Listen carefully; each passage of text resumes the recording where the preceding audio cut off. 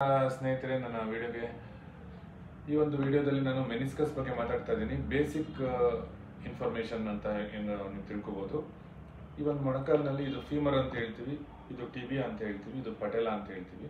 ಈ ಒಂದು ಎರಡು ಮೊಣಕಾಲು ಫೀಮರ್ ಮತ್ತು ಟಿಬಿಯಾ ಕೂಡ ಜಾಗದಲ್ಲಿ, ಈ ಕೀಲು ಆಗುವ ಜಾಗದಲ್ಲಿ ಇಲ್ಲಿ ಕುಷನಿಂಗ್ ಥರ ಇರೋಂಥ ಒಂದು ಸ್ಟ್ರಕ್ಚರ್ಗೆ ನಾವು ಮೆನಿಸ್ಕಸ್ ಅಂತೀವಿ ನೋಡಿ. ಈ ಥರ ಇಲ್ಲಿ ಮೆನಿಸ್ಕಸ್ ಅಲ್ಲಿ ಇದು ಮೀಡಿಯಲ್ ಅಂತಂದ್ರೆ ಒಳಗಿನ ಭಾಗದ್ದು ಮೆನಿಸ್ಕಸ್, ಇದು ಲ್ಯಾಟ್ರಲ್ ಅಂತಂದ್ರೆ ಆಚೆ ಭಾಗದ ಮೆನಿಸ್ಕಸ್. ಮೀಡಿಯಲ್ ಮೆನಿಸ್ಕಸ್ ಅಂದ್ರೆ ಸಿ ಶೇಪ್, ಲ್ಯಾಟ್ರಲ್ ಮೆನಿಸ್ಕಸ್ ಅಂದ್ರೆ ಓ ಶೇಪ್ ತರ ಇರುತ್ತೆ, ಓ ಶೇಪ್ ಅಂತ. ಈ ಒಂದು ಮೀಡಿಯಲ್ ಮೆನಿಸ್ಕಸ್ ಅಲ್ಲಿ ನಾವು ಯಾವುದೇ ಒಂದು ಮೆನಿಸ್ಕಸ್ ಮೀಡಿಯಲ್ ಆಗಿರ್ಬೋದು, ಲ್ಯಾಟ್ರಲ್ ಆಗಿರ್ಬೋದು, ಅದನ್ನ ನಾವು 3 ಪಾರ್ಟ್ ಆಗಿ ನಾವು ಡಿವೈಡ್ ಮಾಡ್ಬೋದು. ಒಂದು ಇನ್ನರ್ ಪಾರ್ಟ್ ವೈಟ್ ಅಂತ ಹೇಳ್ತೀವಿ, ಇದು ಮಿಡಲ್ ಪಾರ್ಟ್ ರೆಡ್ ವೈಟ್ ಅಂತ ಹೇಳ್ತೀವಿ, ಇದು ಔಟರ್ ಪಾರ್ಟ್ ರೆಡ್ ಅಂತ ಹೇಳ್ತೀವಿ. ಈ ಔಟರ್ ಪಾರ್ಟ್ ಅಂದ್ರೆ ಈ ಕ್ಯಾಪ್ಸೂಲ್ಗೆ ಮತ್ತೆ ಈ ಆಚೆ ಇರೋ ಪಾರ್ಟಿಗೆ ರಕ್ತ ಸಂಚಾರ ತುಂಬಾ ಚೆನ್ನಾಗಿರುತ್ತೆ. ಈ ಒಂದು ಪಾರ್ಟ್ ಅಲ್ಲಿ ಏನಾದ್ರು ಹರಿದೋದ್ರೆ ಅಥವಾ ಟೇರ್ ಆದ್ರೆ ಇದು ತಾನಾಗೆ ಹೀಲ್ ಆಗೋ ಚಾನ್ಸಸ್ ಆಗಲಿ, ಅಥವಾ ನಾವು ಯಾವ್ದಾದ್ರು ಶಸ್ತ್ರಚಿಕಿತ್ಸೆ ಮಾಡಿ ಅದು ಹೀಲ್ ಆಗೋ ಚಾನ್ಸಸ್ ಆಗಲಿ ತುಂಬಾ ಚೆನ್ನಾಗಿರುತ್ತೆ. ಆದರೆ ಇನ್ನರ್ ಪಾರ್ಟ್ ಅಲ್ಲಿ ವೈಟ್ ಝೋನ್ ಅಂತ ಏನ್ ಹೇಳ್ತೀವಿ, ಅದು ಈ ಹೀಲ್ ಆಗುವಂಥದ್ದು ಅಥವಾ ನಾವು ಸ್ಟಿಚ್ ಮಾಡಿದ್ರು ಸಮ್ಟೈಮ್ಸ್ ಕೂಡ್ಕೊಳ್ಳೋಕೆ ಲೇಟ್ ಆಗೋ ಚಾನ್ಸಸ್ ಇರುತ್ತೆ. ಈ ಒಂದು ಮೆನಿಸ್ಕಸ್ ನೀವು ನೋಡ್ತಿರ್ಬೋದು, ಈ ಲ್ಯಾಟ್ರಲ್ ಸೈಡು ತುಂಬಾ ಅಗಲವಾಗಿರುತ್ತೆ ಮತ್ತು ತುಂಬಾ ದಪ್ಪವಾಗಿರುತ್ತೆ, ತಿಕ್ಕಾಗಿರುತ್ತೆ. ಈ ಮೂಳೆ ಇದು ಕಾನ್ವೆಕ್ಸ್ ತರ ಇದೆ ನೋಡಿ, ಇದು ಫ್ಲಾಟ್. ಈ ಫ್ಲಾಟ್ ಆಗಿರೋ ಮೂಳೆನ ಈ ಒಂದು ಮೆನಿಸ್ಕಸ್ ಕುಷನಿಂಗ್ ತರ ಮಾಡಿ ಒಂದು ಕಪ್ ತರ ಒಂದು ಕ್ರಿಯೇಟ್ ಆಗೋದ್ರಿಂದ ಈ ಮೂಳೆಗೆ ಮತ್ತು ಈ ಎರಡು ಮೂಳೆ ಮಧ್ಯ ಇದು ಕುಷನ್ ತರ ಇರೋದ್ರಿಂದ ಯಾವುದೇ ಒಂದು ಆಕ್ಟಿವಿಟಿ ಆಗಲಿ, ಓಡೋದಾಗ್ಲಿ, ಮತ್ತೊಂದು ಆಕ್ಟಿವಿಟಿ ಮಾಡುವಾಗ್ಲೂ ಈ ಎರಡು ಮೂಳೆಗೆ ಕುಷನಿಂಗ್ ಆಗಿ ವರ್ಕ್ ಆಗ್ತಾ ಇರುತ್ತೆ. ಈ ಒಂದು ಮೆನಿಸ್ಕಸ್ ಅನ್ನೋದು ಹರಿದೋದ್ರೆ ಆ ಕುಷನಿಂಗ್ ಎಫೆಕ್ಟ್ ಇಲ್ಲದೆ ಇರೋದ್ರಿಂದ ನೋವು ಬರೋದು ಮತ್ತು ಈ ಹರಿದೋಗಿರೋ ಪಾರ್ಟ್ ಜಾಯಿಂಟ್ ಮಧ್ಯ ಸೇರ್ಕೊಳ್ಳೋದ್ರಿಂದ ಕೆಲವು ಸರಿ ಲೂಸ್ ಬಾಡಿ ಅಂತ ಹೇಳ್ತೀವಿ ನಾವು.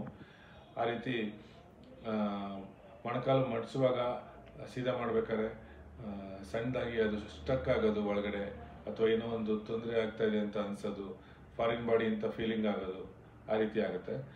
ಈ ಒಂದು ಮೆನಿಸ್ಕಸ್ ಯಾವಾಗಲೂ ಸ್ಪೋರ್ಟ್ಸ್ ಇಂಜುರೀಸ್ ಸ್ಪೋರ್ಟ್ಸ್ ಅಲ್ಲಿ ಅಥವಾ ಯಾವುದೋ ಒಂದು ಆಕ್ಟಿವಿಟೀಸ್ ಅಲ್ಲಿ, ಡ್ಯಾನ್ಸ್ ಇರ್ಬೋದು ಅಥವಾ ಟ್ವಿಸ್ಟಿಂಗ್ ಆಕ್ಟಿವಿಟಿ ಇರ್ಬೋದು ಮತ್ತು ಜೋರಾಗಿ ಓಡ್ತಾ ಇರ್ಬೋದು, ಈ ತರ ಇರುವಾಗ ಡ್ಯಾಮೇಜ್ ಆಗೋ ಚಾನ್ಸಸ್ ಇರುತ್ತೆ.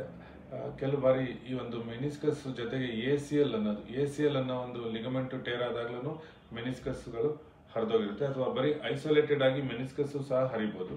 ಕಾಮನ್ ಆಗಿ ನಾವು ಸ್ಪೋರ್ಟ್ಸ್ ಅವ್ರಿಗೆ ಏನ್ ನೋಡ್ತೀವಿ ಅಂದ್ರೆ ಈ ಎ.ಸಿ.ಎಲ್ ಜೊತೆ ಈ ಮೆನಿಸ್ಕಸ್ ಅನ್ನೋದು ಹರಿದಿರುತ್ತೆ.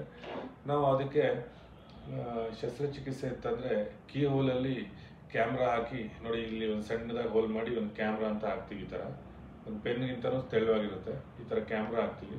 ಒಂದ್ ಕಡೆ ಕ್ಯಾಮ್ರಾದಲ್ಲಿ ನೋಡ್ತಾ ಇರ್ತೀವಿ, ಇನ್ನೊಂದ್ ಕಡೆ ಇನ್ಸ್ಟ್ರೂಮೆಂಟ್ ಇಟ್ಕೊಂಡು ನಾವು ಸ್ಟಿಚಿಂಗ್ ಮಾಡೋದು ಮತ್ತು ಬೇರೆ ಪ್ರೊಸೀಜರ್ ಮಾಡೋದು ಮಾಡ್ತಾ ಇರ್ತೀವಿ. ಈ ಒಂದು ಶಸ್ತ್ರಚಿಕಿತ್ಸೆ ಆರ್ಥ್ರೋಸ್ಕೋಪಿ ಮಾಡೋದ್ರಿಂದ ರಕ್ತಸ್ರಾವನು ಕಡಿಮೆ ಇರುತ್ತೆ ಮತ್ತು ತುಂಬಾ ಒಂದು ಕಟ್ ಮಾಡೋದು ಇರೋದಿಲ್ಲ, ತುಂಬಾ ಒಂದು ಸಣ್ಣ ಒಂದು ಹೋಲಲ್ಲಿ ಮಾಡ್ತೀವಿ. ಇದು ಸ್ಕಿಲ್ಡ್ ಪ್ರೊಸೀಜರ್ ಅಂತ ಹೇಳ್ತೀವಿ. ಮತ್ತು ಈ ಒಂದು ಶಸ್ತ್ರಚಿಕಿತ್ಸೆ ಈಗ ಏನು ಆರ್ಥ್ರೋಸ್ಕೋಪಿ ನೀವು ಕೇಳ್ತಾ ಇರ್ಬೋದು, ತುಂಬಾ ಜನಕ್ಕೆ ಅನುಕೂಲ ಆಗಿದೆ ಮತ್ತು ಮುಂಚೆಗಿಂತನೂ ಈಗ ಅಡ್ವಾನ್ಸ್ಡ್ ಪ್ರೊಸೀಜರ್ಸ್ ಏನಿದೆ, ನಾವು ಯಾವುದೇ ಜಾಗದಲ್ಲಿ ಹರಿದಿದ್ರು ಅದನ್ನ ಮುಂಚೆ ಹೇಗಿತ್ತು ಹಾಗೆ ನಾವು ಸ್ಟಿಚ್ ಮಾಡಿ ಹೊಲಿದು ಮತ್ತು ನಾರ್ಮಲ್ ಆಗಿ ಮಾಡ್ಬೋದು. ಮತ್ತು ಅವ್ರಿಗೆ ಆಕ್ಟಿವಿಟಿ ಮತ್ತು ಮುಂಚೆ ಏನೇನು ಮಾಡ್ತಿದ್ರು, ಅವ್ರು ಏನೇನು ಮಾಡಕ್ಕೆ ಇಷ್ಟ ಇತ್ತು ಅದನ್ನು ಮತ್ತು ಮಾಡ್ಬೋದು. ಈ ಒಂದು ಅಡ್ವಾನ್ಸ್ ಪ್ರೊಸೀಜರ್ ಮುಂಚೆಗಿಂತ ತುಂಬಾ ಕಡೆ, ಹಲವಾರು ಕಡೆ ಈಗ ಈ ಒಂದು ಶಸ್ತ್ರಚಿಕಿತ್ಸೆ ನಡೀತಾ ಇದೆ. ತುಂಬಾ ಜನಗಳು ಇದನ್ನ ಮಾಡಿಸ್ಕೊತಾ ಇದ್ದಾರೆ ಇವಾಗ.